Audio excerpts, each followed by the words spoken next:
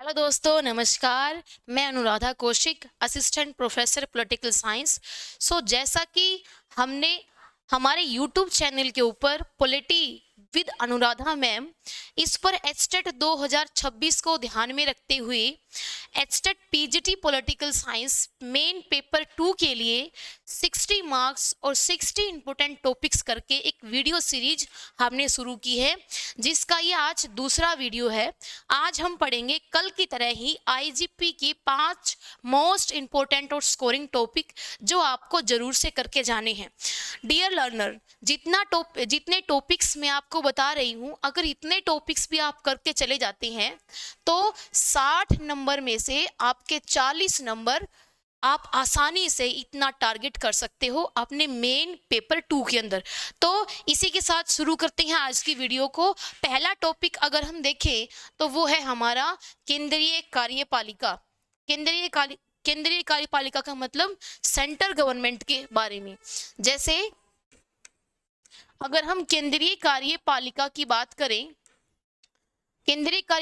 बात करें, तो हमको राष्ट्रपति, हमको पीएम, कैबिनेट, मंत्रिमंडल जिसको हम बोल सकते हैं, इनको जो क्या है हमको साथ में संसद, इन 4 टॉपिक को हमको केंद्रीय जो हमारी कार्यपालिका है उसके अंदर करना है। देखिए, राष्ट्रपति बहुत ही इंपॉर्टेंट टॉपिक है। राष्ट्रपति से मल्टीपल क्वेश्चन बनते हैं, जैसे राष्ट्रपति की चुनाव प्रणाली, राष्ट्रपति से जुड़े हुए अनुच्छेद, जो कि एग्जामिनर का फेवरेट टॉपिक हो सकता है।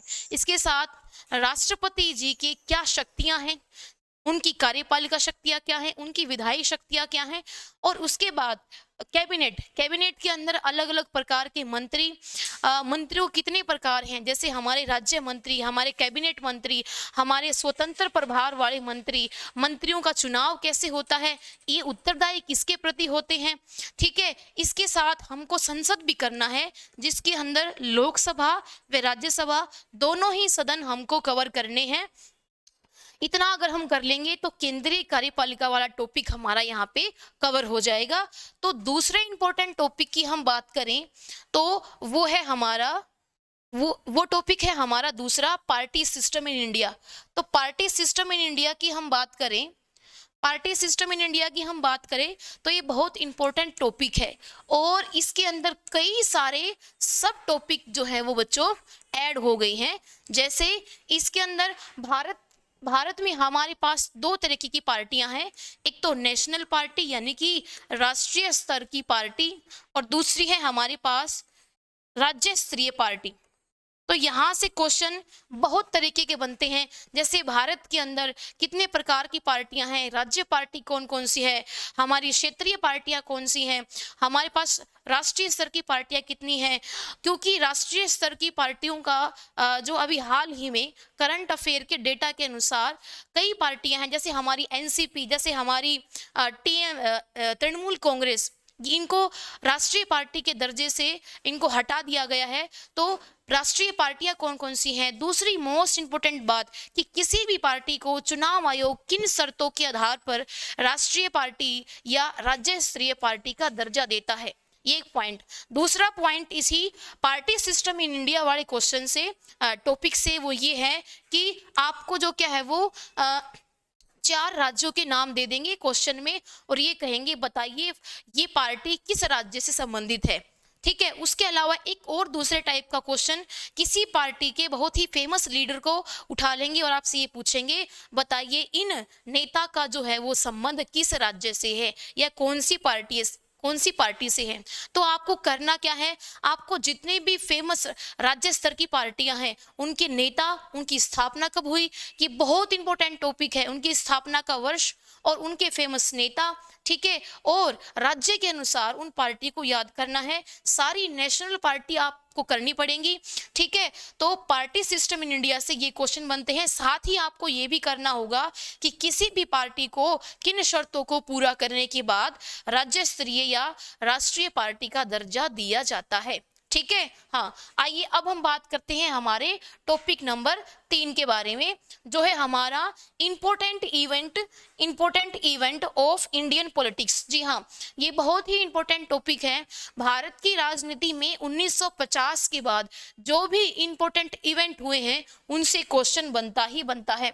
देखिए, जैसे हम बात करें इंपॉर्टेंट इवेंट ऑफ इंडिया, यानी कि भारत की राजनीति के अंदर कौन कौन सी महत्वपूर्ण घटनाएं हुई हैं, ये बहुत इंपॉर्टेंट टॉपिक है। इसके अंदर कई सारा फैक्चुअल डेटा जो है वो पैक्ड है। अगर आपको भी इंपॉर्टेंट इवेंट ऑफ अगर आपको भी भारतीय राजनीति की महत्वपूर्ण घटनाओं के ऊपर एक प्रॉपर वीडियो चाहिए तो आपको करना क्या होगा, इसी वीडियो के नीचे कमेंट सेक्शन में important event of India type करना है। आपको इस टॉपिक के ऊपर मैं वीडियो बना के डाल दूंगी। तो देखिए, 1950 से लेके हमको जो क्या है वो 2025 तक जितने भी इंपॉर्टेंट इवेंट हुए हैं भारत की राजनीति के, उनको कवर करना है। फॉर एग्जाम्पल मैं आपको बता दूं, कांग्रेस का राज, एनसीईआरटी बुक अगर हम पढ़ते हैं, एनसीईआरटी बुक अगर हम पढ़े +1 और +2 की, तो उसके अंदर एक दलीय दौर करके हमको एक पूरा का पूरा चैप्टर मिल जाएगा, लेसन मिल जाएगा, जिसके अंदर कांग्रेस राज जो कि भारत में 1967 तक चला, उसके दौर के बारे में हमको डिटेल क्या मिल जाएगा, डेटा। ठीक है। उसके बाद हम देखेंगे कि भारत के अंदर जो क्या है वो आपातकाल का लगना, इंदिरा गांधी का प्रधानमंत्री बनना, 2 प्रधानमंत्रियों की मृत्यु हो जाना। फिर उसके बाद हम देखेंगे जनता पार्टी की सरकार हमारे यहाँ आई। फिर राजीव गांधी के हम दौर के बारे में बात करेंगे। उसके बाद एक और इम्पोर्टेंट इवेंट, इंदिरा गांधी जी की हत्या। और फिर उसके बाद हम इस टॉपिक के अंदर कवर कर सकते हैं क्या, 1991 के आर्थिक सुधार, भारत के अलग अलग देशों के साथ विदेशी संबंधों की स्थापना, जैसे कि इजराइल के साथ हमने शीत युद्ध के अंत के बाद संबंधों की शुरुआत की है। ठीक है।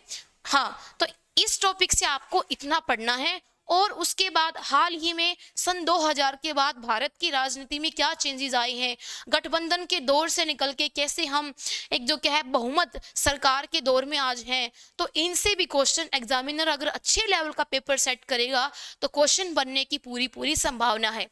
ठीक है, ये था हमारा टॉपिक नंबर 3। आइए अब बात करते हैं हमारे टॉपिक नंबर 4 के बारे में। ठीक है, तो टॉपिक नंबर 4 है हमारा डियर लर्नर्स, वो है हमारा भारत के अंदर आर्थिक नियोजन।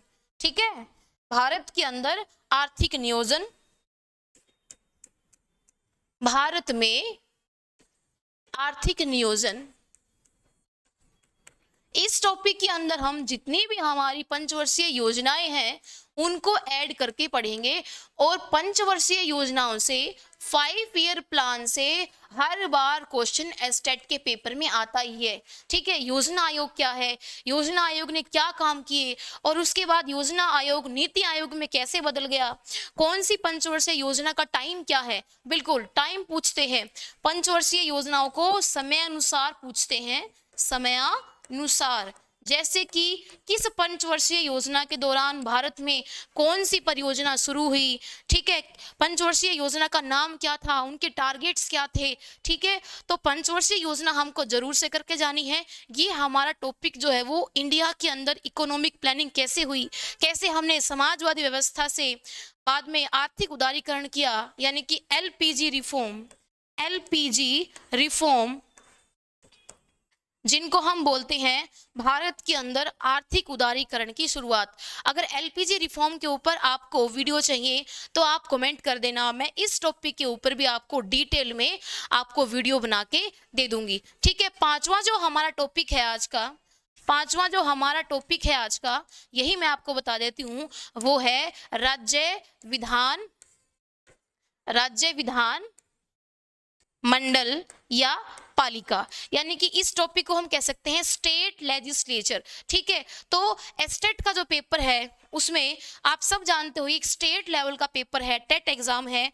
तो इसमें क्या है, हमको सीएम, साथ ही हमको मंत्री, साथ ही हमको राज्यपाल, गवर्नर से जुड़ा हुआ कोई भी आर्टिकल आपके एग्जाम में आने की पूरी पूरी संभावना है। राज्यपाल और राष्ट्रपति की शक्तियों में क्या अंतर है, क्या डिफरेंस है, ये भी आपको क्लियर समझना होगा। और सीएम के क्या काम हैं, हरियाणा के अंदर जो अभी इस टाइम न्यूली फ्रेश इलेक्शन हुए हैं, ये इलेक्शन भी आप जरूर से करके जाना। और साथ में मंत्रिमंडल, जो कि टॉपिक आपका हरियाणा जीके में भी कवर हो जाएगा, सारा नया मंत्रिमंडल हमको करना होगा।